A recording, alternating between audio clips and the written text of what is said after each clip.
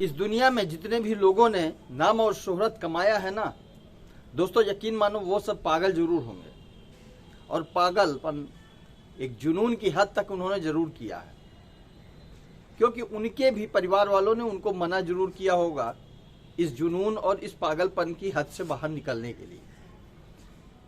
आज मेरा मानना ये है कि व्यक्ति को अपने कार्य और अपने मन की भावना के प्रति जो भी उनको एक उद्देश्य लगे कि हाँ मुझे ये करना चाहिए और यह कार्य गलत नहीं है, मेरे जीवन के प्रति बहुत अच्छा है, तो दोस्तों उसमें बिना विचार किए, बिना प्रेशर को महसूस किए, अपने आप को प्रतिबंधित करते हुए उस कार्य के प्रति पूरे जुनून के साथ में कार्य को करना चाहिए। दोस्तों आप इस संसार में क्रिकेट के भगवान कहे जाने वाले सचिन तेंदुलकर का नाम तो सुने ही होंगे। सचिन तेंदुलकर एक ऐसा नाम जिनके घर वालों ने क्या नहीं कहा होगा कि आप बेटा इंजीनियर बनोगे, डॉक्टर बनोगे, लेकिन उन्होंने अपने जुनून को खेल में बदलने का प्रयास किया।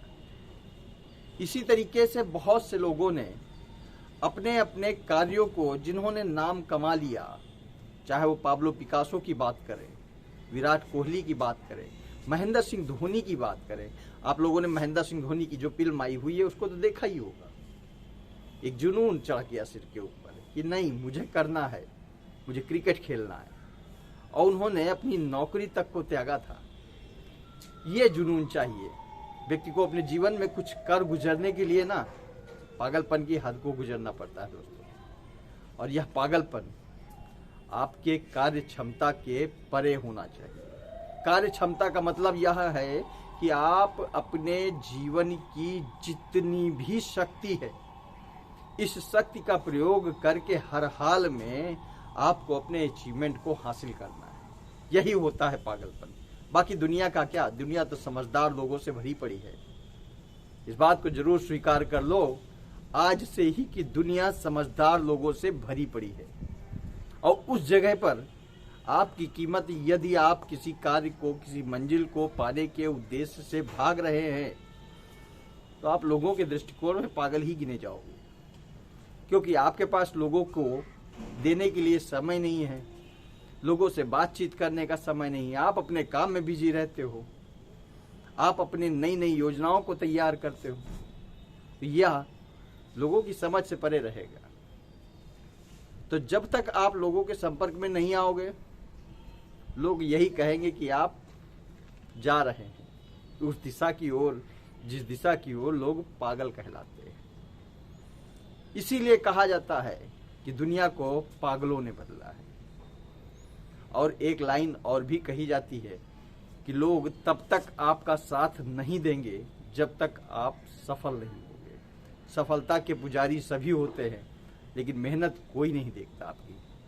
और मेहनत करने के लिए आपको अपने आप से जूझना पड़ेगा, अपने आप से लड़ना पड़ेगा, अपने पागलपन की हद को गुजारना पड़ेगा, अपने जीवन में हर उस प्रयास को करना पड़ेगा जो आपकी मंजिल के लिए जरूरी है, और उस जरूरी दिशा में कार्य को बड़ी कुशलता के साथ आदत बनाते हुए, नियमानुसार क्रम करते हुए, प्रतिदिन की भांति आपको उस कार्य को करना ही पड़ेगा, ताकि आने वाले भविष्य में आपको निपुणता मिल जाए। और आप अपने कार्य में जितना ज़्यादा निपुण हो जाओगे दोस्तों, ये मान के चलो कि फिर आपको हर काम में थोड़ा सा समय लगेगा।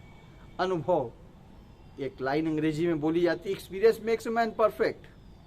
आपके पास एक्सपीरियंस हो जाएगा, आप अपने आप से परफेक्ट हो जाओगे, निपुण।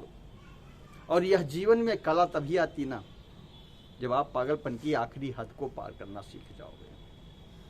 क्योंकि इस संसार में आने वाली हर एक नई वस्तु को, जिसका भी आविष्कार मानव समाज के द्वारा किया गया है या व्यक्ति विशेष द्वारा किया गया है, वह सब पागलपन का नतीजा है।